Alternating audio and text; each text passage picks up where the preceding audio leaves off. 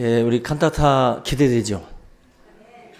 무슨 발표회를 본 것 같아요. 오늘 지금 한 곡인데, 오늘 또 종료 주일입니다. 하나님 앞에 우리가 또 감사해야 될, 주님이 이제 묵묵히 고난의 그 십자가를 지기 위해서 예루살렘을 향해서 이제 걸어가는 첫 걸음이라고 보시면 됩니다. 오늘 또 종료 주일이기 때문에 마태복음 21장 오늘 본문 말씀을 같이 나누겠습니다. 예수께서 나귀를 타고 그 예루살렘을 입성하기 위해서 출발한 장소가 오늘 1절 말씀을 보게 되면 이제 벳바게라고 나옵니다. 벳바게에 이르렀을 때 건너편 마을에 가서 나귀를 가지고 와라. 예수님께서 명령을 하시는데, 그 벳바게라고 하는 지역은 약간 언덕 쪽에 이제 위치했다고 생각하시면 돼요. 그래서 그 언덕에서부터 이제 비탈길로 이제 내려와서 예루살렘으로 올라가는 길이기 때문에 뭐 언덕과 또 비탈길, 아주 그런 어떻게 보면 좀 험한 길이라고 여러분들이 생각을 하시면 됩니다. 그 험한 길을 가기 위해서 예수님이 선택한 그 수단이 바로 이 나귀 새끼라는 것입니다. 나귀는 우리가 그 뭐 말과에 속하는 그런 짐승인데, 성경에서도 굉장히 친숙한 그런 동물로 소개가 되고 있고요. 우리가 이 나귀랑 비슷한 그 동물 중에 노새라는 게 있습니다. 순나귀와 그 암말이 교배를 해서 이제 나온 잡종인데, 이 노새와 나귀를 여기 둘을 놓고 보면 우리가 볼 때는 나귀가 훨씬 더 나을 듯하지만 그렇지 않고, 이 노새라고 하는 것이 사실은 귀족 계층들이 또 말이라든지 노새를 이용을 해서 다녔다 그러고, 일반 평민들 같은 경우에 이런 그 나귀를 이용을 했다라고들 알려져 있습니다. 그만큼 그 당시에 부자 계층들은 말을 이용했고 또 노새를 이용했고, 가난하고 또 일반 백성들은 이 당나귀, 나귀를 이용을 합니다. 바로 예수님께서 선택하신 바로 이 나귀, 평범한 사람들, 또 평민들, 일반 서민들이 이용을 하는 그러한 이용 수단이라는 것입니다. 예수님께서 우리에게 이 나귀를 타고 예루살렘에 입성하시는 그 장면을 통해서 저와 여러분들에게 던지는 그런 메시지들이 많이 있습니다. 우리가 흔히들 서양에서 이제 나귀를 뭐 동키라고 그러죠, 동키. 근데 이 나귀는 서양 문화권에서 이제 어리석은 사람을 비유할 때 이 나귀라고 하는 이 용어를 씁니다. 그만큼 나귀는 좀 고집이 세다든지 또 여러 가지 이런 좀 그 우둔한, 그러나 실제적으로는 말보다 똑똑한 게 나귀라고 그래요. 말은 낭떠러지에서 주인이 이리야 하면 뛰어내리는데 나귀는 멈춘답니다. 이건 떨어지면 죽는구나 해서 나귀는 보기보다 똑똑하다고 그래요. 근데 이 나귀는 특징 중에 가장 큰 특징이 성질이 아주 더럽답니다. 그리고 고집이 세다는 거예요. 근데 예수님이 이용하시는 그 수단이 바로 이 나귀인데, 그 중에도 어린 나귀 새끼를 타고 예수님이 예루살렘에 입성을 하고 있습니다. 오늘 이 본문을 자세히 보시면 우리가 놓치지 말아야 될 그러한 그 구절들이 몇 구절이 있습니다. 그 내용들을 좀 우리가 같이 살펴보도록 그렇게 하겠습니다. 먼저 2절 말씀에 여러분들이 보시면 맞은편 마을로 가서 메인 나귀와 나귀 새끼가 함께 있는 것을 볼 텐데 풀어서 내게로 가져와라. 예수님께서 명령을 하고 있습니다.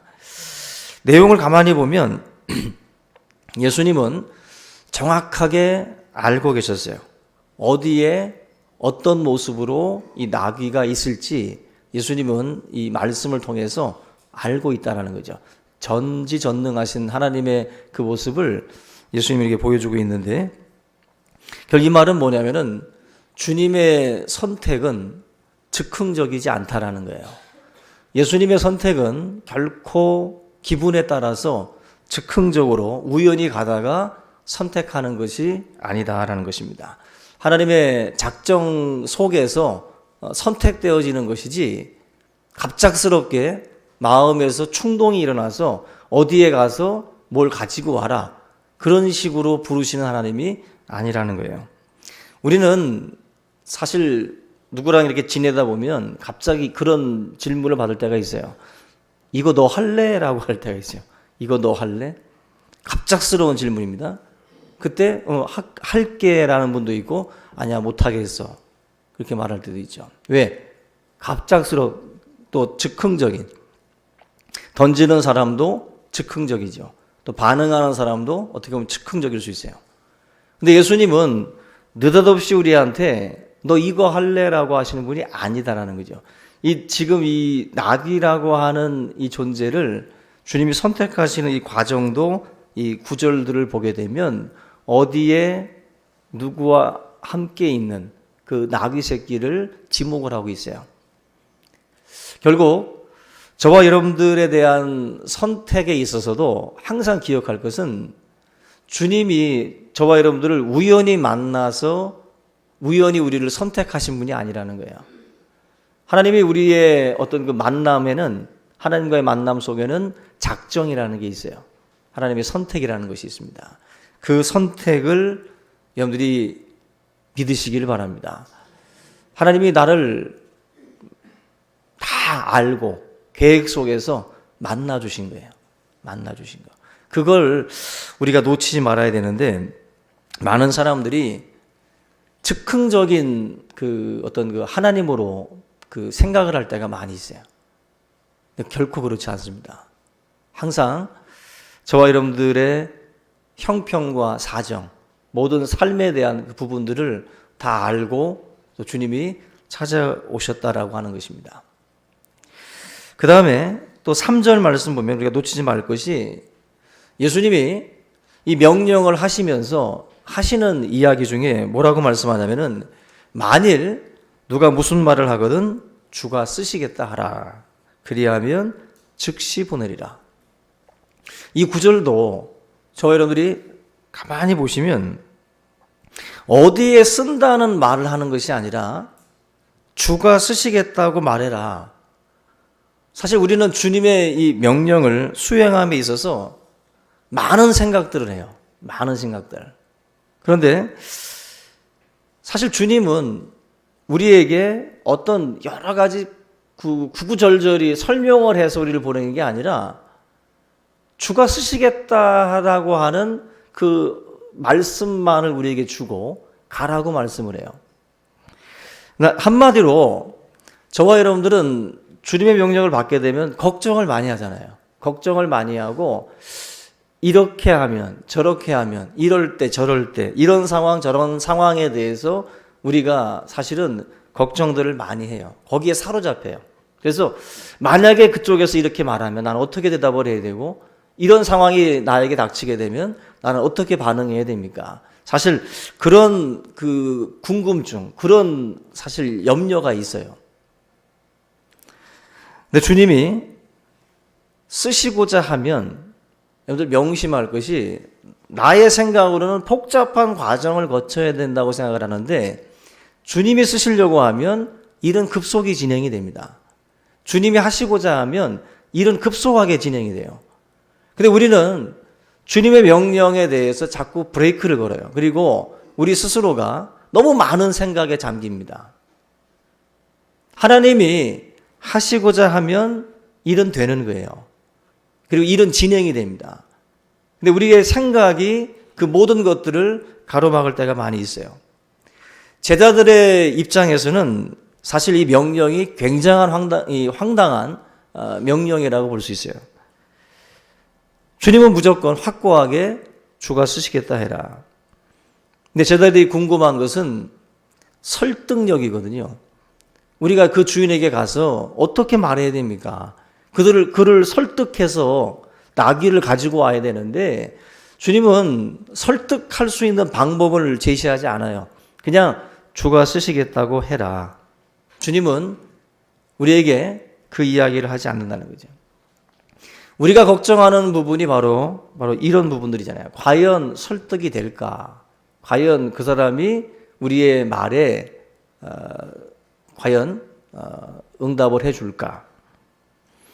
그럼 하나님의 일은 명심할 것이 내가 어떤 설득력을 가지고 나아가는 싸움이 아니라는 거예요.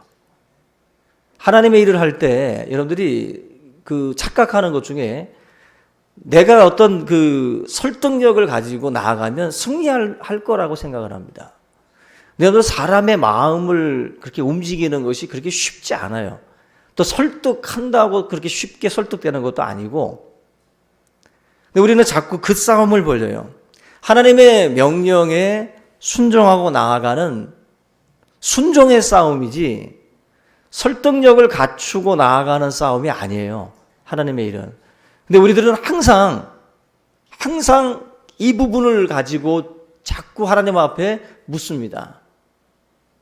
하나님의 일은 되어지는 거예요. 항상 말씀드리지만 하나님의 일은 내가 한다고 하는 게 아니라 하나님의 일은 되어지는 겁니다. 그래서 하나님이 하시고자 하시면 안 될 일인데 돼요. 안 될 일인데. 이거는 우리가 이성과 논리로 이해할 수 없는 부분이에요. 이 주가 쓰시겠다고 하라는 이 말씀도 너는 무조건 이 상황에서 그 상대방에게 내가 어떻게 준비하고 어떻게 말해야 됩니까? 라는 그 염려 속에서 나가지 말고 내 말에 그냥 순종하고 나아가서 그대로 말하라는 거예요. 그대로. 말씀을 그대로 옮기는 믿음이 요구되는 것이지 결코 설득력을 가지고 나아가는 싸움이 아니다. 우리 성도들이 이 부분에 대해서 좀 꼭 기억하시기를 주의 이름으로 부탁을 드립니다. 그래서 여러분들 이해하지 못하는 명령이 주어질 때 망설이지 않길 바라요. 우리가 순진할 정도로 주님의 명령에 순종하고 나아가셔야 돼요. 주님이 쓰시겠다고 해라. 거기에 순종하고 나아갈 때 기적의 역사가 일어나게 될 줄로 믿습니다. 그런데 그 똑같은 예가 그 가나 혼인 잔치에서 포도주 기적의 사건인데 그때도 예수님의 어머니 마리아가 하인들한테 그렇게 말씀을 합니다. 요한복음 2장 5절에 그의 어머니가 하인들에게 이르되 너희에게 무슨 말씀을 하시든지 그대로 하라 하시니라. 여기도 보면 그대로 하니까 물로 된 포도주를 맛보는 기적을 체험한 거예요. 그대로 하니까. 사실 기적은 그대로 하는 사람들에게 나타나는 거예요. 기적은. 우리가 제일 힘들어하는 게 뭔지 아세요? 그대로 하는 겁니다. 그대로. 무엇을 시키면 그대로 하는 사람이 있고 꼭 토를 다는 사람이 있어요. 그리고 꼭 자기 생각대로 하는 사람들이 있어요. 기적이 안 일어나요. 하나님의 말씀 앞에 우리가 그대로 하는 게 제일 어려운 거예요. 어떻게 보면 내 생각을 접고 주님의 말씀을 따라서 그대로 따라서 가는 거, 그게 제일 어려워요. 바로 이 하인들에게 마리아가 시켰던 내용도 무슨 말씀을 하시든지 괜히 토달지 말고 그대로 해. 그대로 하면 물이 포도주가 되는 기적을 너가 맛보게 될 거다. 그 말씀하시는 거예요. 똑같습니다. 주가 쓰시겠다고 해라. 다른 것 군더더기 붙이지 않고 가서 예수님의 말씀만 하라는 거예요. 너에게 전해준 그 말, 주님이 쓰신다고 하는데요. 그 말만 하라는 거예요. 그러면 상대방이 순종하고 즉시 줄 것이다. 이거는 믿음이 요구되는 거예요.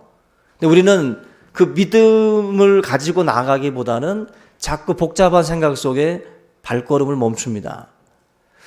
여러분들의 신앙의 기적 다 원하시잖아요.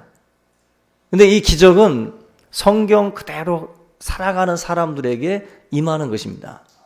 우리 여러분들이 오늘 이 가나 혼인 잔치 뿐만 아니라 오늘 이 벳바게에서 명령하시는 이 주님의 이 말씀처럼 저와 여러분들을 향해서 하나님이 말씀하실 때 그대로 하세요. 그대로 순종하고 막 강단에서 기도하라고 하면 기도하고 예배에 충성하라고 하면 예배에 충성하고 말씀 읽으라고 하면 말씀 읽고 그대로 하나님의 뜻에 가깝게 우리가 그대로 따라가다 보면 되는 거예요. 되는 거.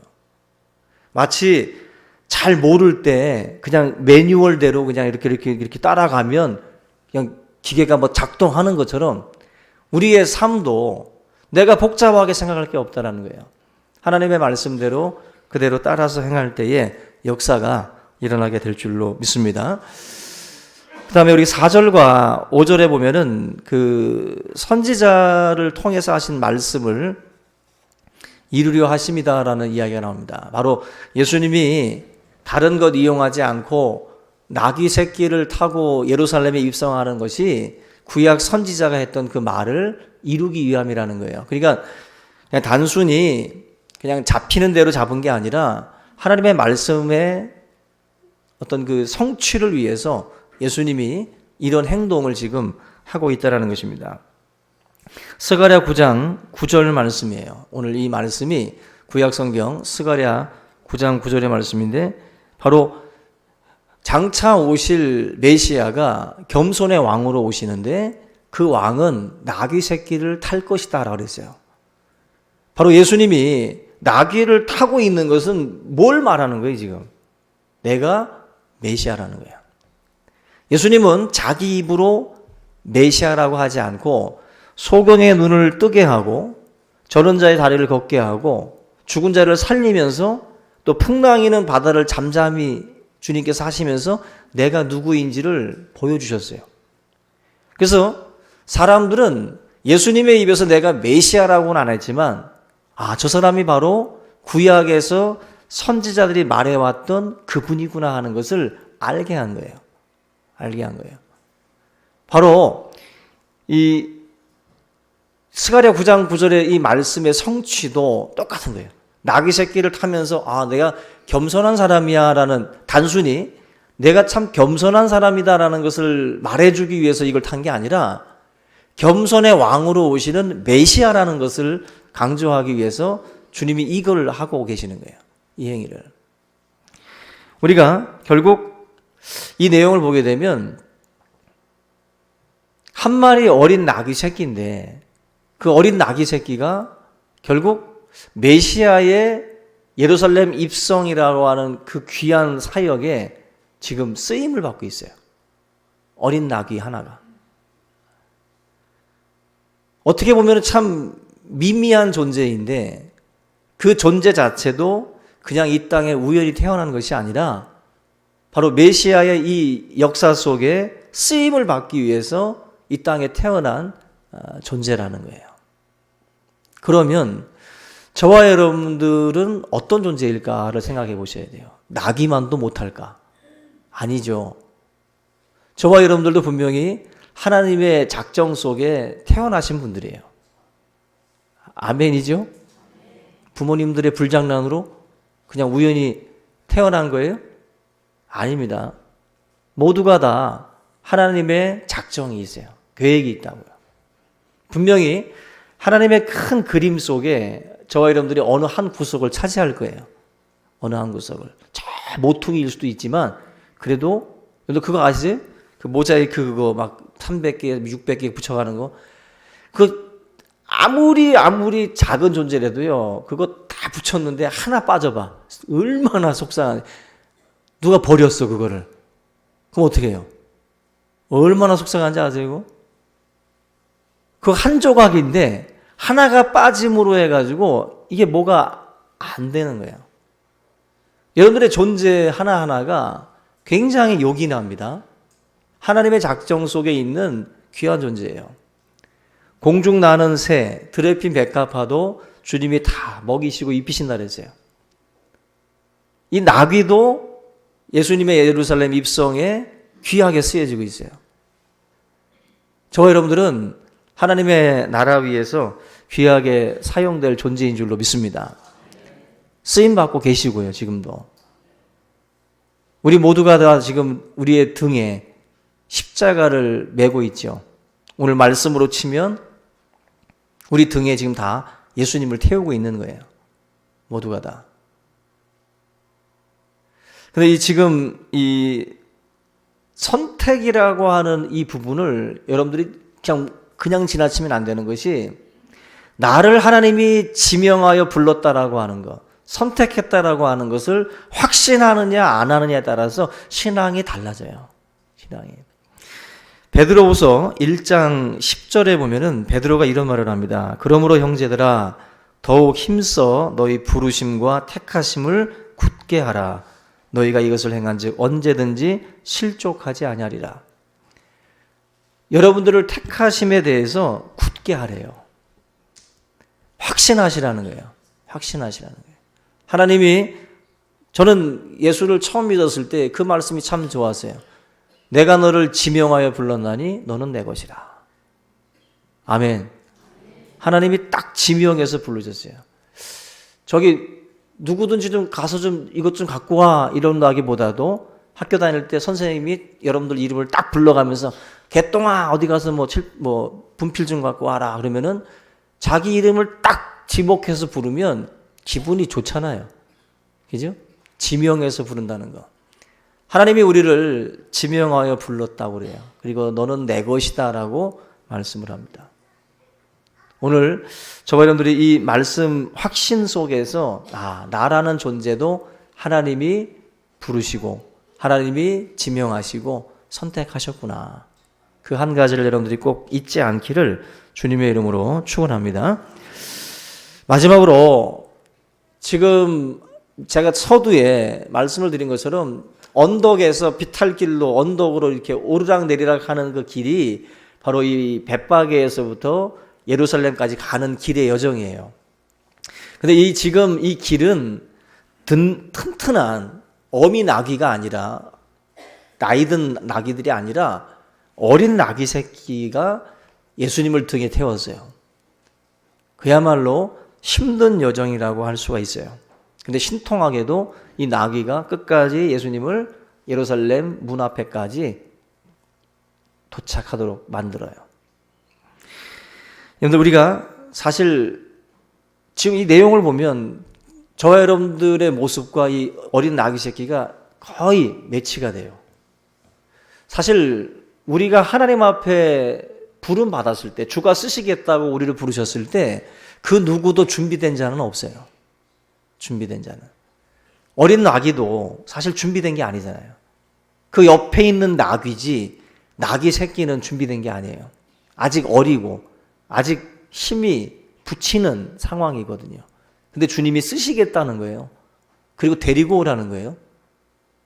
상식적으로 맞지 않는 부르심이지만 주님은 그렇게 우리를 부르셨어요.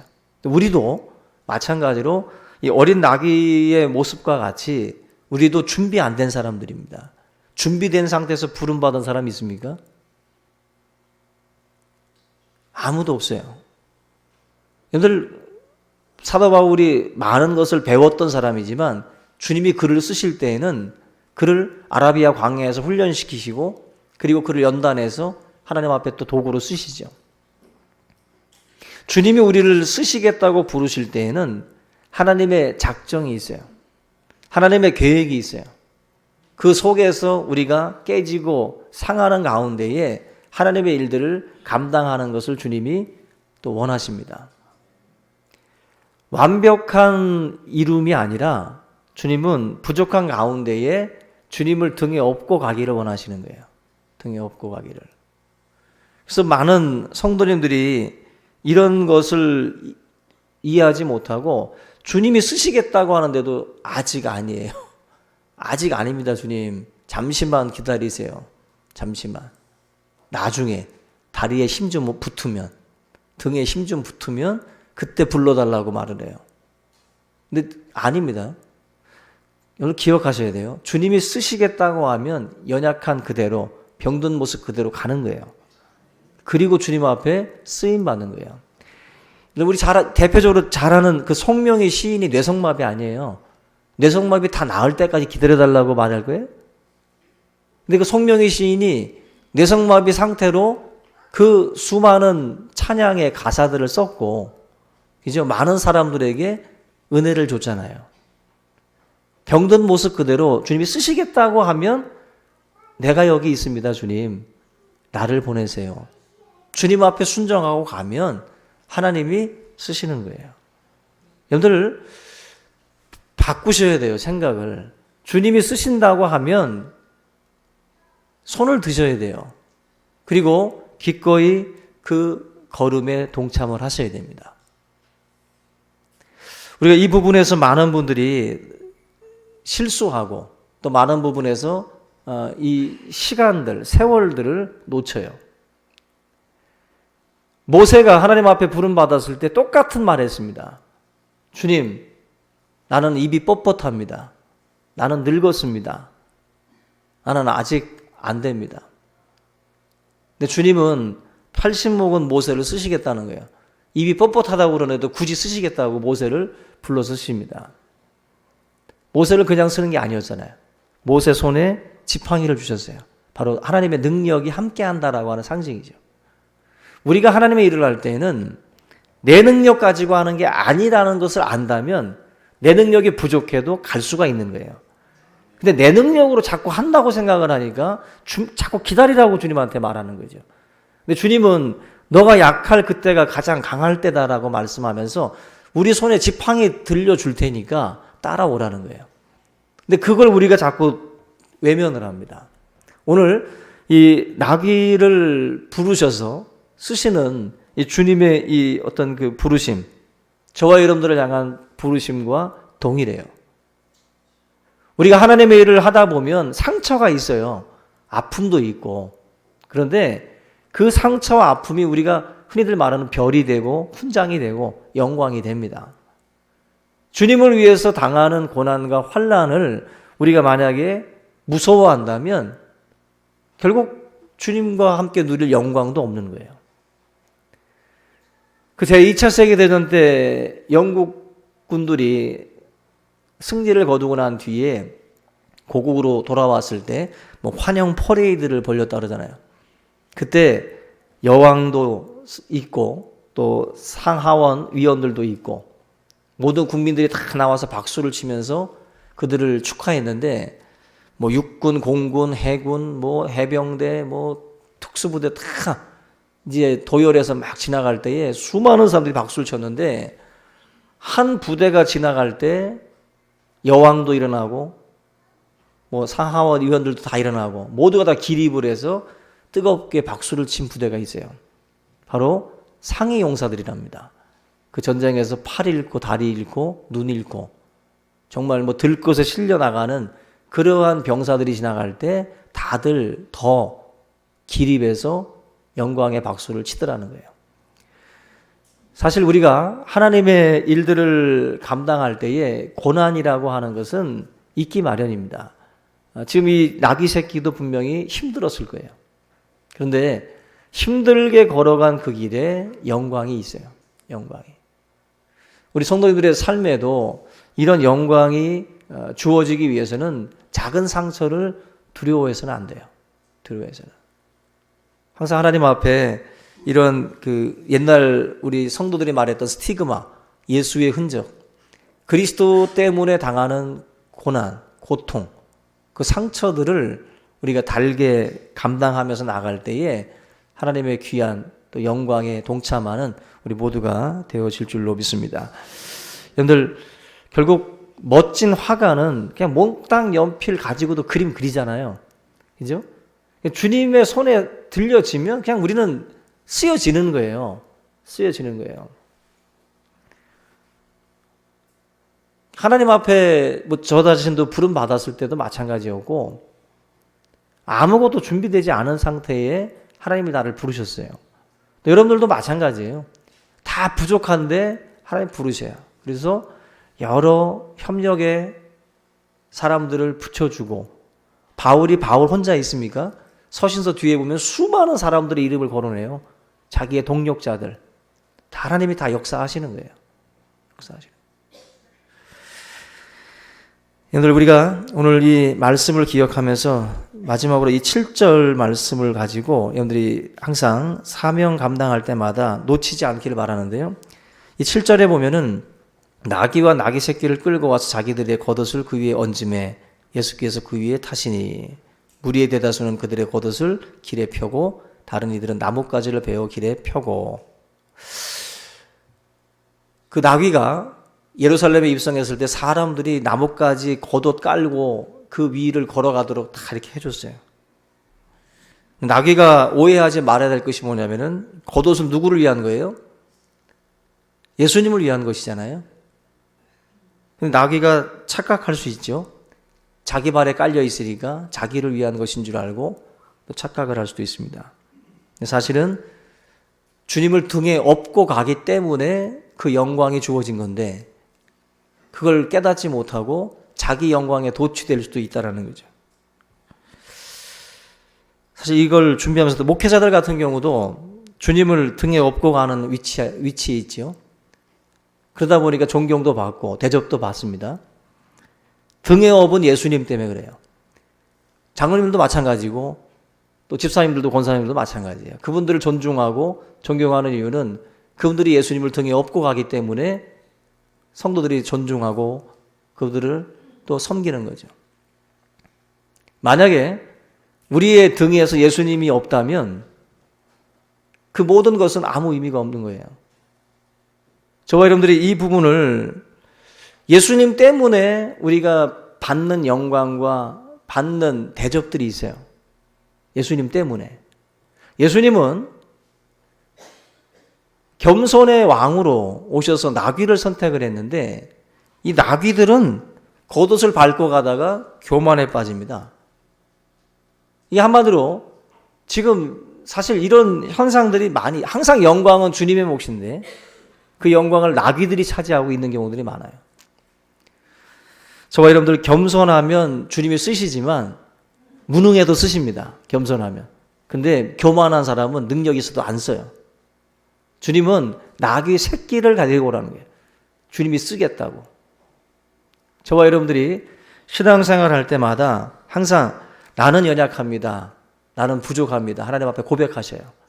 그 고백 속에 주님의 기적과 능력이 임합니다.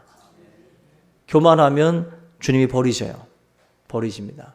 오늘 이 말씀 종료주의를 통해서 예루살렘에 입성하시는 그 주님, 저와 여러분들이 함께 겸손한 마음으로 주님을 등에 태우고 함께 나아가는 그러한 시간들이 될 수 있기를 주님의 이름으로 축원합니다. 우리 오늘 이 말씀을 함께 우리 붙들고 통성으로 기도하겠습니다. 살아계신 하나님